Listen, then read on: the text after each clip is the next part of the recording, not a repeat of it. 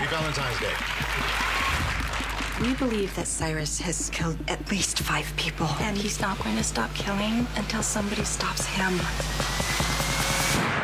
General Hospital latest update. Jack Brennan's secret pulls Carly closer, while Jason gets a dire warning. Lulu feels like a failure as a mom, and Trina's big confession stirs drama. Meanwhile, Cyrus plots another murder, Sasha drops a bombshell, and shocking paternity secrets loom.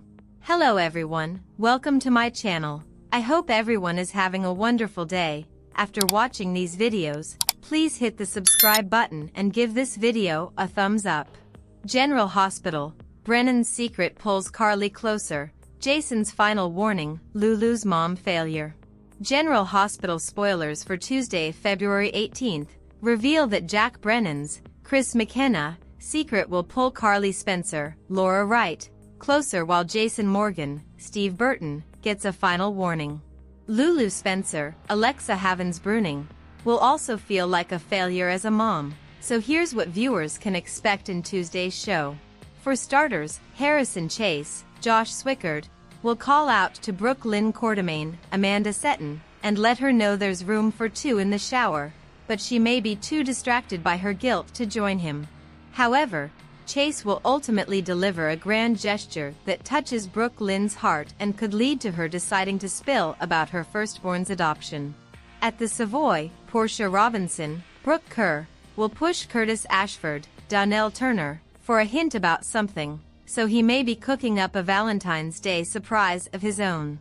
As for Trina Robinson, Tabiana Ali, she accepted Kai Taylor's, Jens Austin Astrup, offer to join him at the nightclub. Since Kai doesn't know Trina's dad owns the place, our predictions hint that she'll confess that news on Tuesday's episode. Although Lucas Jones, Van Hansis, will offer Brad Cooper, Perry Shin, some company at the Savoy, Maxie Jones, Kristen Storms, matchmaker plot could cause some issues. Since Maxie is trying to pair Lucas up with a hot deception model, some jealousy could be brewing for Brad. Other General Hospital spoilers say Lulu will open up to Dante Falconeri, Dominic Zamprogna, about feeling like she's failing as a mother. Dante won't agree with that, so he'll give her a pep talk and suggest they're all doing the best they can under difficult circumstances. After Brennan delights Carly with a Valentine's Day bouquet, they'll share some close moments. Carly will admit she likes knowing something about Brennan that no one else does, so we'll see if she means the Valentine Cassadine, James Patrick Stewart, drama in Baden-Baden, or perhaps a new admission he's about to make. In other words, one of Brennan's secrets will pull Carly closer, but there's another she doesn't know about yet. Carly doesn't realize Brennan is seemingly recruiting Jocelyn Jacks, Eden McCoy, to the WSB and putting her through some risky tests as a result. Thanks to the address Brennan provided, armed Jocelyn will head to Cyrus' hideout and will land in some danger due to a run-in with him later this week. It won't be long until Brennan and Carly get updates on the chaos that's about to erupt. At the PCPD, it seems Anna Devane, Finola Hughes, will reluctantly release Jason, but she'll ask him to take a chance on her before he goes.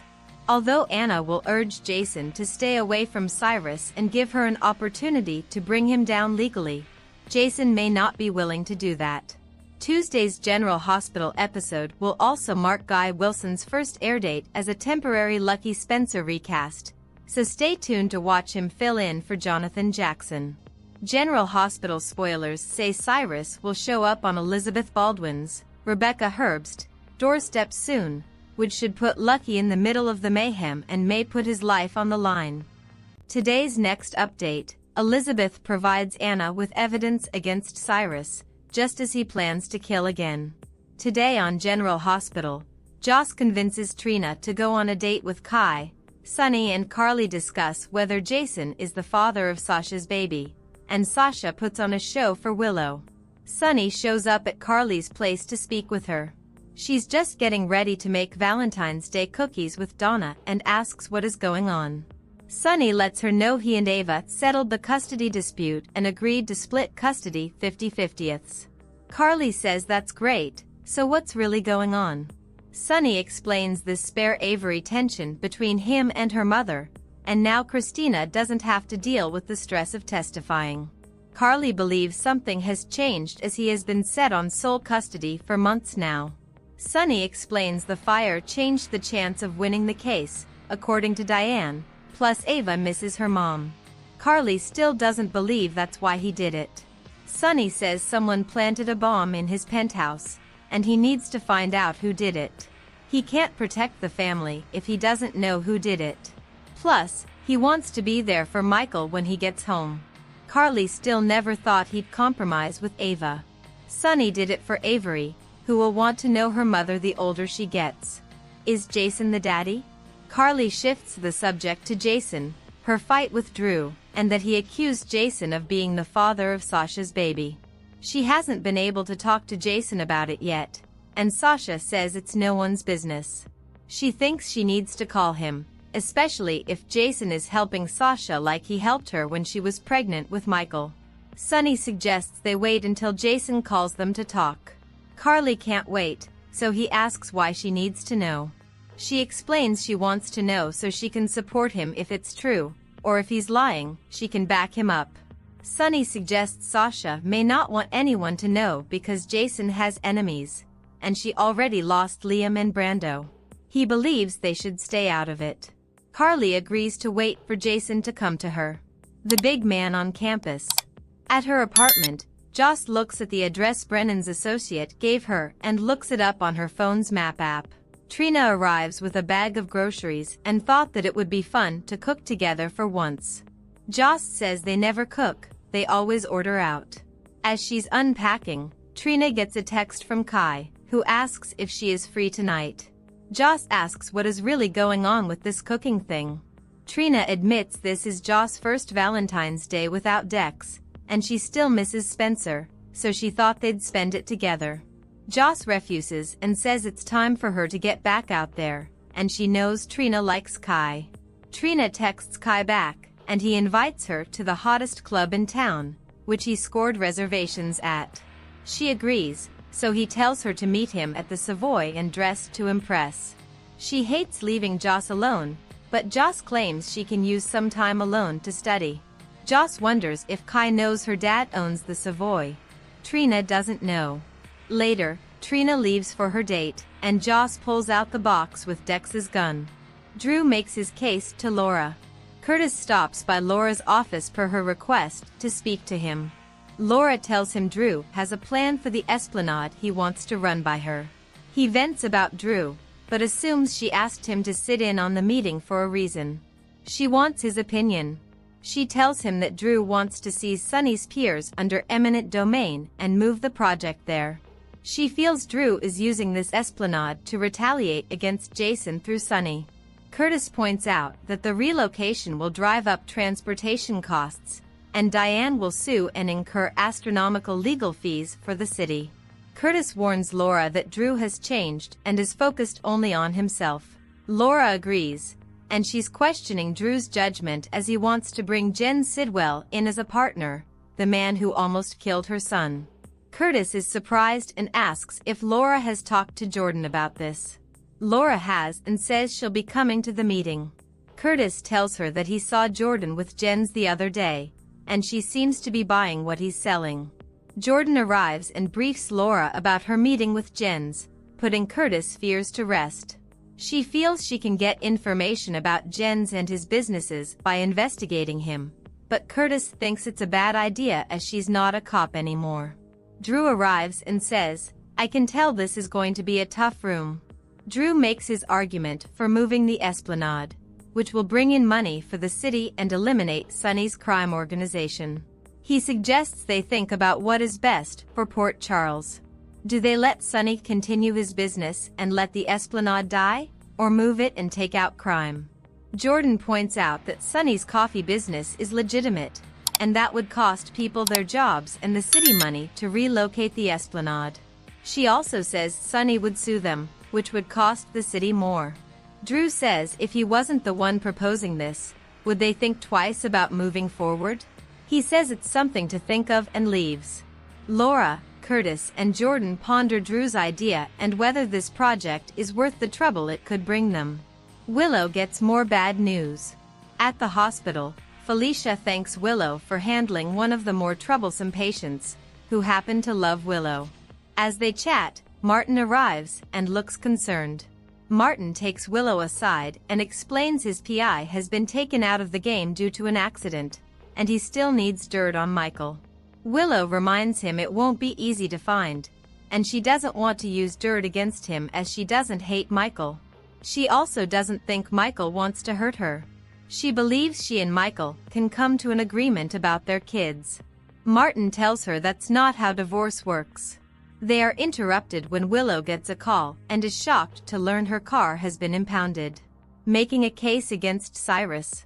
Mac stops by Anna's office and asks why Jason is sitting in the interrogation room when he never touched Cyrus, and it was Cyrus who touched Jason's son, a minor.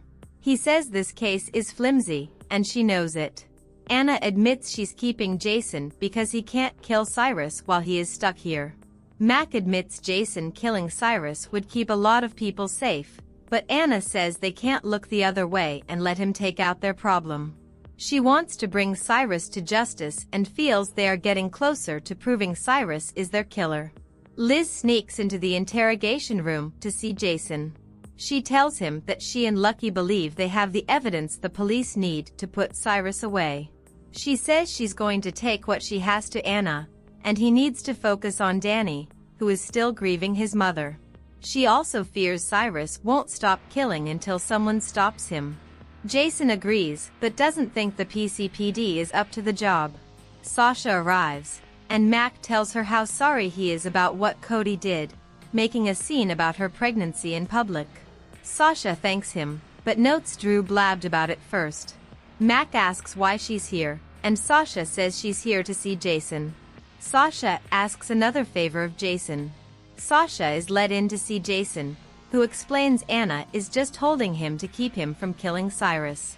Sasha hates to be the bearer of more bad news, but fears Willow suspects Michael is her baby's father. She tells him about Elaine, who she blabbed to about her due date, and it won't be hard to figure out she became pregnant around the time that Michael's marriage blew up. She says letting people draw conclusions about the baby's father's identity isn't enough. He asks, "So you want me to come out and say it's mine?" She does, and he agrees to help her. Liz goes to see Anna in her office about the investigation into Cyrus. She tells her that she and Lucky have been looking into things, and they believe Cyrus has killed 3 people between GH and Turning Woods. She is sure they have enough evidence to put Cyrus away. She explains she found out that 2 patients Cyrus visited at Turning Woods, one with late-stage cancer, and one in a coma, died of unexpected heart attacks. She feels Anna could exhume their bodies to see if Digitalis was involved. Anna asks if she has evidence to indicate Cyrus was involved. Liz doesn't, but has something else.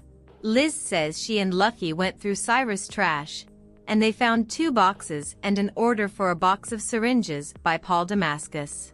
Liz says it's a biblical reference. She guesses the other box was Digitalis, as after Sam the hospital locked up access to it. She was hoping Anna could use the box and trace what was in it and who ordered it. Anna explains the chain of evidence has been broken, but Liz says they must do something before Cyrus kills again.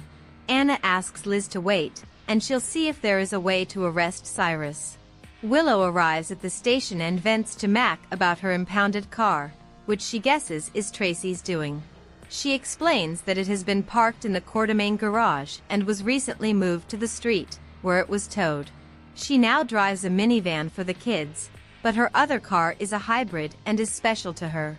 She is starting to realize how much she lost becoming part of Michael's family and vows she's not going to lose anything else. Anna heads down to the station, where Mac is still helping Willow with her impound situation. She tells Mac that they may have a lead on evidence linking Cyrus to the crimes. Meanwhile, back in the interrogation room, Sasha spots Willow in the squad room as she's about to leave Jason. Sasha tells him to go with what she's about to do, and passionately kisses him with the door open. Willow sees it, but so does Mac, who is furious. Drew arrives at the hospital with roses for Willow, but Felicia says she's left for the day. Cyrus plans a murder. At Austin's cabin, Cyrus reads biblical passages condemning the vices in men's hearts. He then goes to the table and fills a syringe with digitalis, again quoting scriptures about God's will being done. Later, Cyrus makes a call to the hospital asking if Liz is there, claiming he wants to thank her for taking good care of his mother. He learns she's left for the day. Cyrus puts the syringe in his coat pocket and heads out. On the next General Hospital, Chase showers and calls out, "There is room for 2 in here." At the Savoy, Portia asks Curtis if his wife gets a hint. Trina tells Kai that she has a confession to make. Lucas asks Brad if he wants some company. At the Quatermains, Lulu tells Dante that she's failing as a mother. In her kitchen, Carly tells Brennan that she likes knowing something about him that nobody else does. Anna asks Jason to take a chance on her. Thanks for watching this videos. Please hit the subscribe button for more updated news.